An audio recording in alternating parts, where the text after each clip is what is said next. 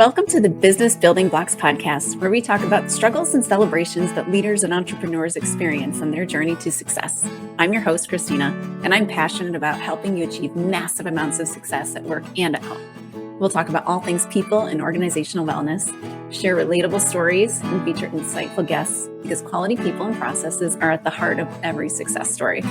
Ready to learn, grow, and have fun? Let's dive in.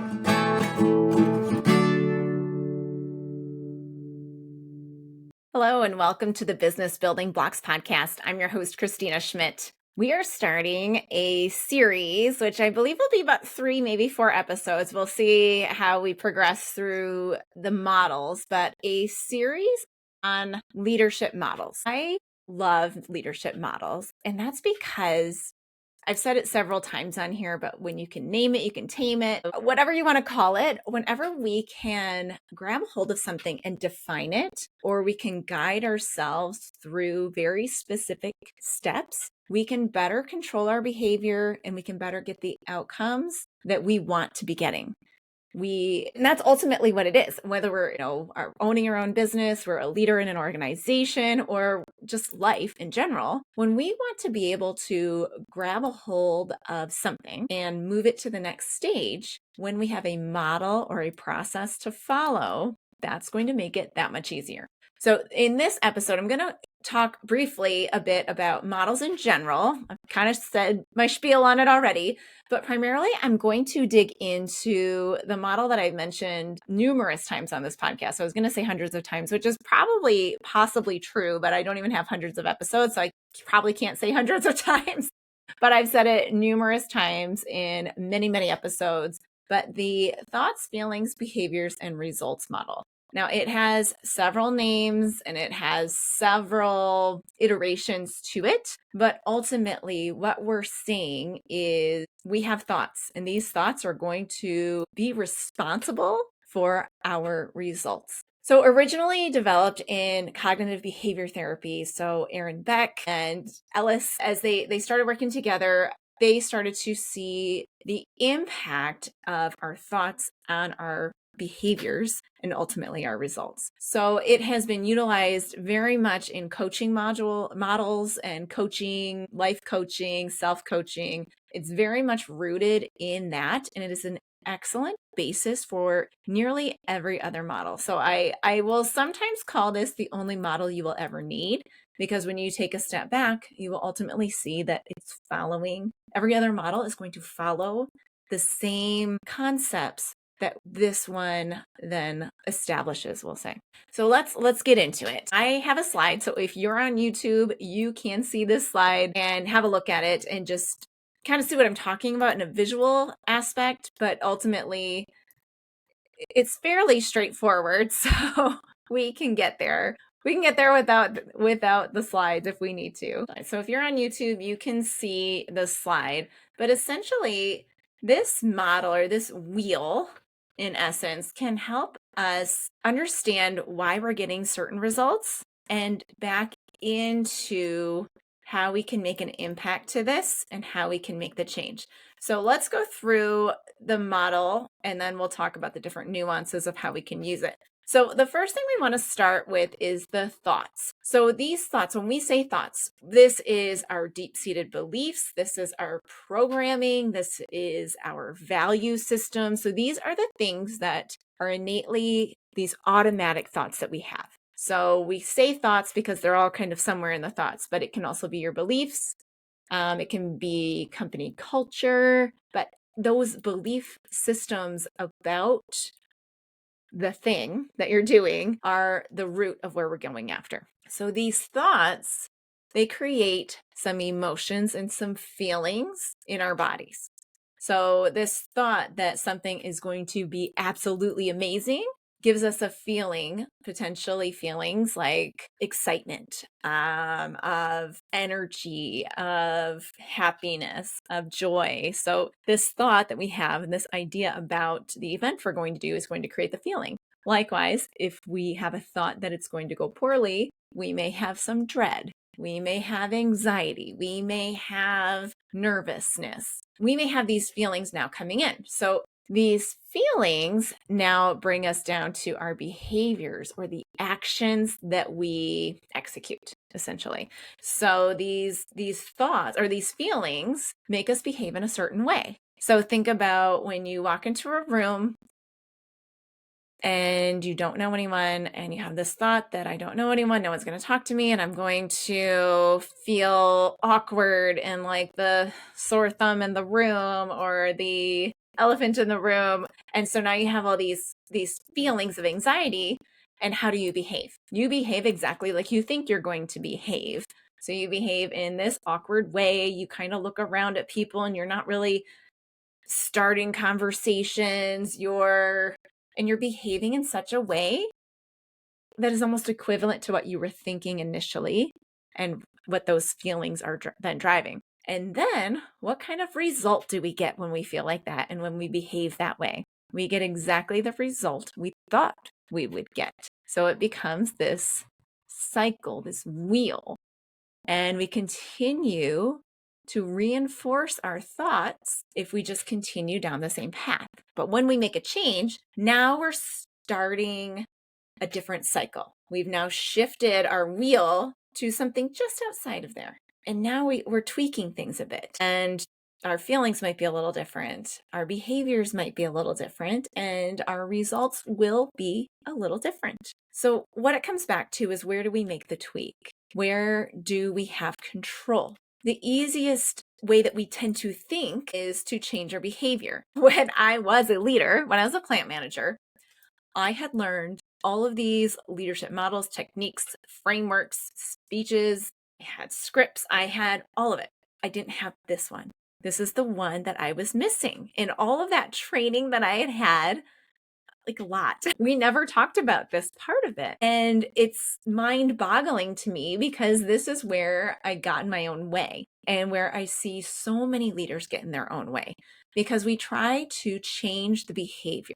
So we still have beliefs about something, we still have feelings about something, and then we just try to like white knuckle it into different types of behavior. Sometimes that can work, because it's still part of that wheel. So if we look at the wheel again, if we modify the behavior and we can start to act slightly differently, then we see a different result. And then we start to question the belief. And we might go into the next situation with a slightly different feeling. And then that slightly different feeling will help us to continue to behave in the way that we faked it. And then giving the different results again. And so you can see how the cycle works. So I did make this work for me. So I was on a leadership training program. I had done the whole thing was we would do these 6-month instances, 6-month projects. And I had done the first 2. And basically we were like, yep, I'm shy and awkward and I struggle to kind of show up well. It was kind of the MO of it. And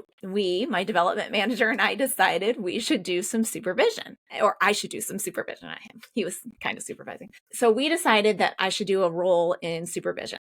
So I'm going in as like a 24-year-old, maybe I was 25, but 24-year-old young woman, short in stature, into a manufacturing environment, and I'm going to start supervising people.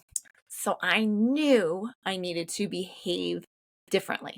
I knew I couldn't come in awkward and shy and then try to change everybody's thoughts about me and then try to lead them. So I went in that very first day and I faked it. So I messed with my behavior. Somehow it came out pretty good. I spoke louder than I felt comfortable. I shook my hands firmer, just started talking a little bit more than I really would. So I tricked myself that I was going to behave differently. So I did it primarily from the behavior aspect, where I was like forcing myself to behave in this way that felt super duper uncomfortable to my body. And eventually I got used to it. So it does work sometimes to mess with the behaviors and to start to play with your behavior a bit. However, there still were points where my thoughts got in the way of my behaviors, got in the way of my ability to fake it till I made it. Because there are still situations when it's high emotion, it's stressful, it's totally new and unexpected, or it's a spot where you're not quite sure how to fake your behavior, or you're not capable of faking your behavior because of what's involved, or it's longer term. So, those days I could go in the morning and then like I could go to my desk and kind of recoup and then, go out and do it again. And eventually you'd get used to it. So it works a bit, but ultimately we need to get after those thoughts that have gotten in the way initially. And we can use this sort of situation in any kind of problem solving or productivity or experimentation sort of event. So I talk about this sort of experimentation in a few podcast episodes ago, maybe a month or two ago, where it's about quick experiments, and that's how you can get better. So you have an idea, and then you figure out what's getting in the way and you come up with a solution. And that's what these thoughts are. So we want to back into our thoughts to figure out what thought has just gotten in my way from behaving the way I want to behave, or from getting the result that I want to get. So being able to work this model almost backwards is extremely powerful in figuring out what's in your way. So if I say, I want to get more clients, okay, so that would be my result. I want more clients. Okay, what are my behaviors? Well, I do a little bit of LinkedIn posting. I have a podcast episode, but I'm not sending my emails regularly. I'm not doing a lot of outreach, and I'm not, doing some other things. Okay, so let's get down to it's the outreach. I'm not meeting new people. I'm not growing my network, right? So, okay, why am I not reaching out to people like on LinkedIn or something? Why am I not doing that thing I know I should be doing, but I'm not doing? Okay, I'm not doing it because I feel weird doing it. It makes me feel nervous to do it. I overthink every single time I try to do it. I think about, how do I say this without sounding like a pushy salesperson? Because I can't stand getting the pushy sales emails and DMs on LinkedIn. So I don't want to be that person. I legit want to help people, not just sell them things. So I have to back into that as well. So I'm like, okay, those feelings are what I'm feeling. So what thoughts do I have about it? Well, the thought is that I'm going to be a pushy salesperson if I do this cold reach out on LinkedIn. That's not a good thought. That thought is not getting me what I want in life. So I have to change that thought. And so a great way to try to change that thought is to now go back to that result that I want. I want more clients. So in order to get more clients, the behavior that I need to do is I need to do cold LinkedIn reach outs. Okay, what feelings do I need to have, or what feelings have I had in the past that have enabled me to do those cold LinkedIn reach outs? All right, so I have had a great image of, oh my gosh, I am going to help these people. I am helpful. I have this feeling of confidence, this feeling of I can do this. I have some value to say, and people are, I feel like I'm going to be a benefit to people. So these are feelings that I have. And so what do I have to do to get there is I have to get the thoughts straightened around, right? So what thought do I need to have in order to have that feeling of confidence? I have to have the thought, and I've said it already, if you're really, I have to have the thought of, I have the solution for these people. I can help them. They're successful, and I can help them be more successful. So it's when you back into it like that, it can help you pinpoint what exactly you need to have. Because when you go forward into it, I can start to say, okay, my thought that I have to have is that this is going to work. Me reaching out is going to work. Okay. And you don't quite get to the right feelings that you need to have, or the right behavior. So when I start with the result and the behaviors that I want to see coming out of me, or that I want to see coming out of my team member, then I can more easily back into the positive thought change that I might need to make, or that tweak in my thought that I need to make in order to be successful. The first episode that we're going to have in this series, this model is really a basis for all of these other ones, because it is almost the most fundamental behavior understanding that we can have, and everything else will come rooted from it, or at least from the same concept of this belief system, these thoughts, and then the action that happens and the result that happens. So if you enjoyed today's episode, please like it, share it with a friend, leave a review, and leave a comment on the YouTube if you're watching on there. And I will see you on the next episode of the Business Building Blocks podcast. Thanks for tuning in to the Business Building Blocks podcast. If you enjoyed this episode, make sure to subscribe so you don't miss what's next. If you found value in our conversation, please leave a quick review, like, or share. It helps us reach more amazing listeners like you. For more resources and insights, visit KristinaSchmitt.ca, where you can find tools and support to empower your leadership journey. Thanks again for listening, and we'll see you in the next episode.